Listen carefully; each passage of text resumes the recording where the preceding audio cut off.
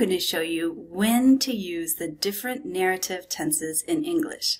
This is a big question that a lot of people have because we have several tenses we can use to talk about the past in English. We're going to look at when to use simple past, when to use past progressive or past continuous as it's also called, and when to use past perfect. So let's take a look. I'm going to show you how to use and how to form all three of these tenses so that you can use them perfectly when you're writing about the past in English. Let's start with the simple past. This is the tense that we are going to use the most often.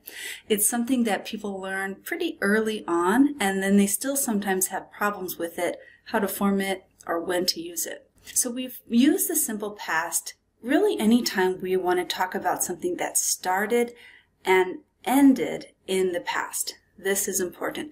When we use simple past, this is for something that is finished, started and ended, anytime before now. If it's a regular verb, we're just going to add ed to the end of it. However, as you probably know, there are many irregular verbs, and that might be a different word altogether.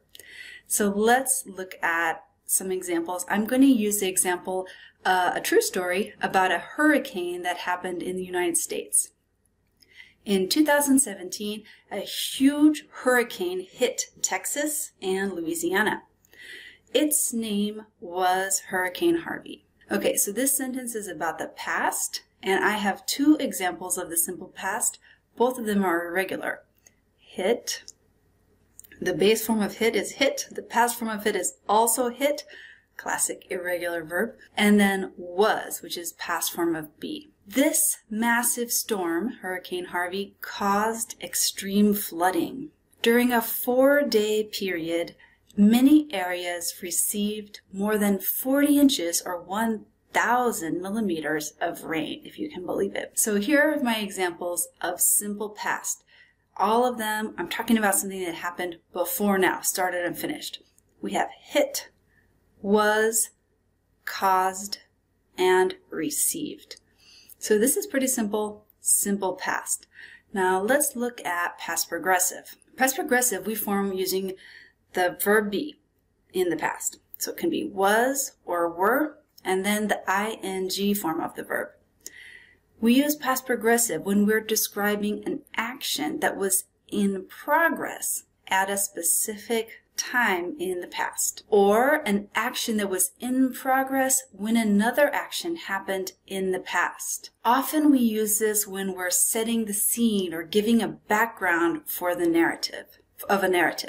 So one thing you might be noticing about the past progressive, if you're very observant, is I'm talking about past progressive when I've got two things in the past and I'm showing their relationship, like they were happening at the same time. So like I said with the first one, an action in progress at a specific time in the past, or an action in progress when a shorter action occurred. So I've got two actions, one of them in progress, so happening. This is what I'm going to use past progressive. Or, like my third point right here, maybe at the beginning of the story when I'm setting the scene for something. And I'm going to show you examples of these to help it be a little more clear here what I'm talking about. So again, going back to my hurricane story, most people were sleeping when the hurricane made landfall. So here in this sentence, I've got two past actions. I have were sleeping, this is the action in progress, and then I had the shorter action which happened, the hurricane made landfall. This is a really common use of past progressive, is to use at the same time in combination with simple past. So the past progressive action was in progress. You can see the little dotted line showing you it's in progress when the shorter action happened. And all of this stuff happened before now. This whole story is in the past, but I have these two actions happening. The hurricane hit at the same time. This other action was in progress. People were sleeping at that time. Let's look at an example of how we use past progressive to set the scene, like at the beginning of a story. So here's a story here. It was a Friday afternoon, and Mrs. Nelson's third grade students were ready for the weekend.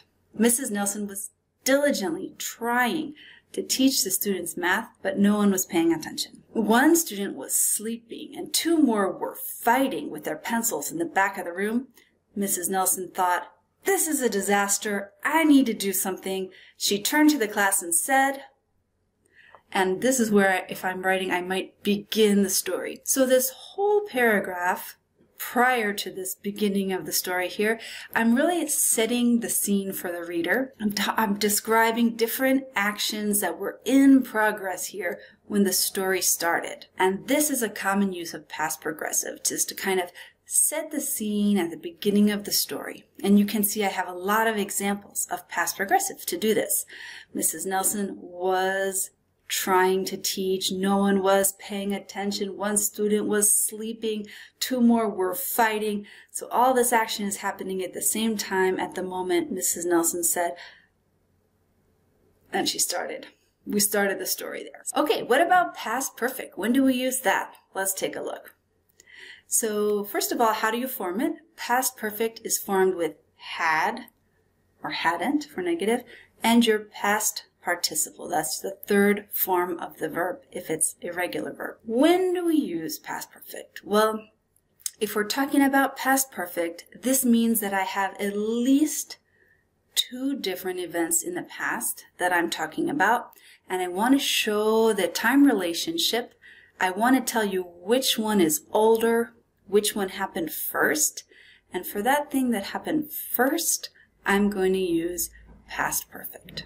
I might use it with some background information that explains a sequence of events. Remember, past perfect has to happen only when I have more than one thing in the past, and it's important for me to show you what happened first. I might use it, not always, but often I might use it with by or by the time, and I use this past perfect with the earlier action. This is important to remember. Anytime I'm using past perfect, that indicates that this action happened before another action in the past.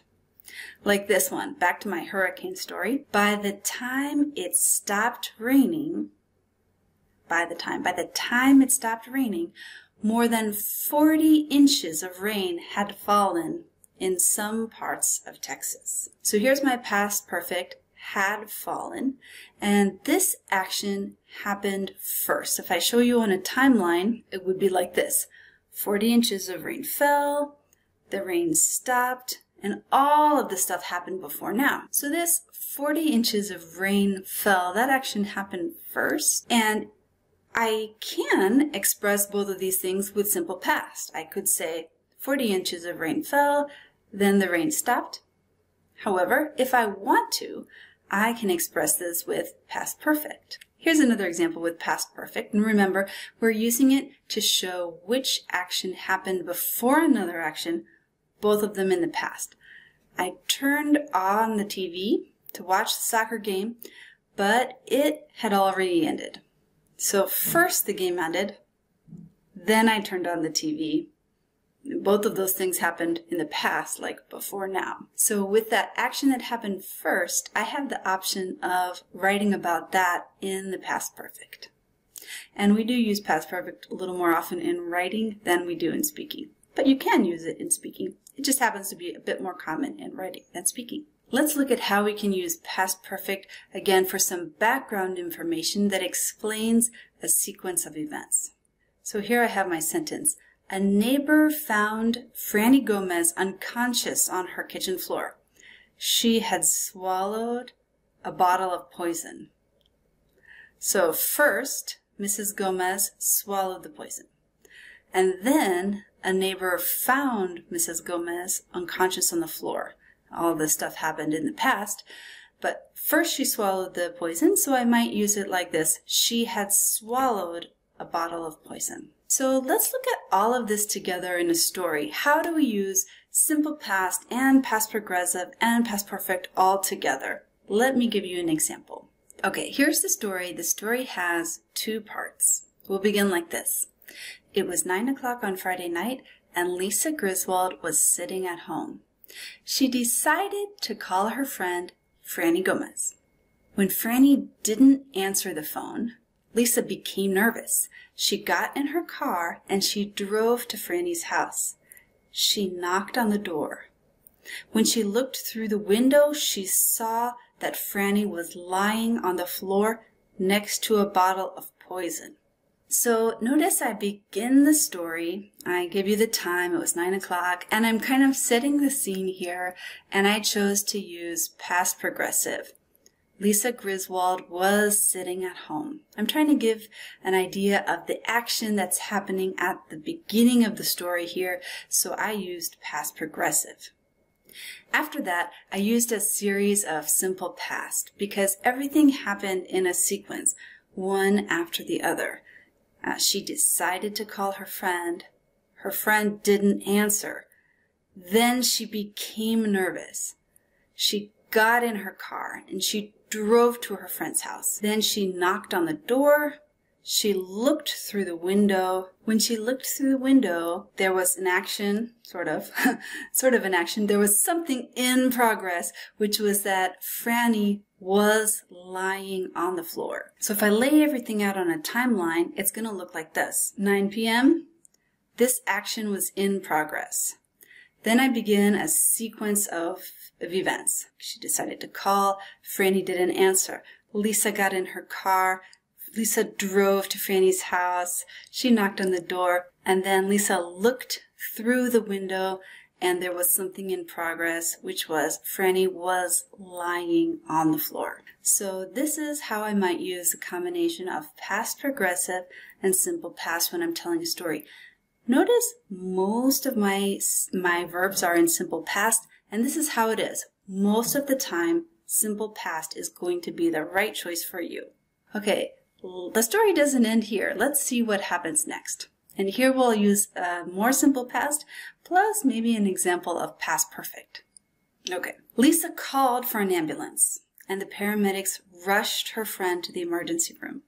The doctors learned that Franny's eyesight was bad and she had accidentally taken the wrong bottle from the shelf. When she recovered, the doctors told Franny that she was lucky to have such a great friend. Franny's friend had saved her life. So again, if I'm laying it out on the timeline, first Lisa called for an ambulance. Then the paramedics rushed Franny to the emergency room. Then the doctors learned that Franny's eyesight was bad. Each of these things is happening in a sequence, and so I will use simple past, simple past, simple past. Now I have a sentence which said, she had accidentally taken the wrong bottle from the shelf. So this action happened before the other ones I told you about. So I'm using past perfect to tell you that. I want you to know that this was the earliest action. So I'm signaling that with past perfect. When I continue the story, I say, Franny recovered. The doctors told her she was lucky to have such a great friend. These two actions happened close to the same time. And I want to go back earlier in the story and tell you, Lisa saved Franny's life. So Franny's friend Lisa had saved her life by calling the ambulance when she did. So this is not the end of the story. As far as verb tenses go, check out my video here about the 12 different verb tenses if you would like to learn more about how to form and how to use all of the different verb tenses in English. If you've got any questions, leave me a note in the comments below and I'll be happy to help you out. See you next time. Thanks. Bye-bye.